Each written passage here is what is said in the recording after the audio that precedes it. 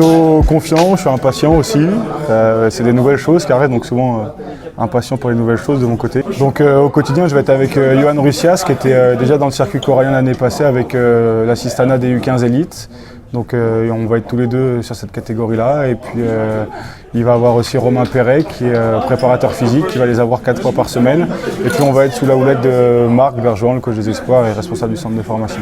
La spécificité des catégories de jeunes, c'est que tous les ans on n'a pas le même groupe du fait de l'âge. Donc tous les joueurs qui étaient déjà là l'année passée en U16, en U17 sont de nouveau ici. Et après bien évidemment quelques recrues sur les dernières années, mais également sur les premières années notamment.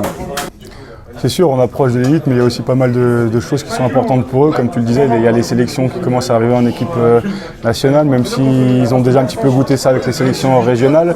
Mais il y a de plus en plus d'échéances. L'entonnoir commence à se rétrécir vraiment. Et donc cette année, on a un gros groupe U18 avec 16 jeunes qui sont en âge de pouvoir jouer dans cette catégorie-là, mais l'idée c'est de faire fondre ce groupe-là pour en amener un maximum sur la catégorie espoir avec Marc sur les espoirs.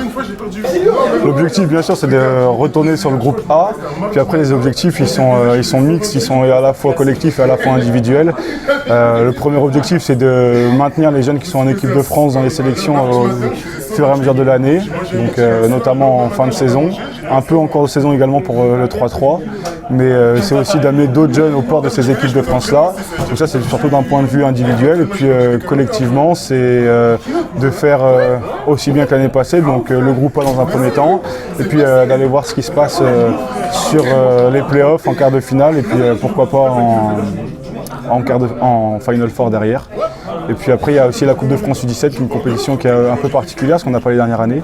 Mais cette année on a une étiquette derrière nous, on est champion, on a gagné, donc on a fort à jouer et l'idée c'est de retourner à Bercy cette année. 1,76.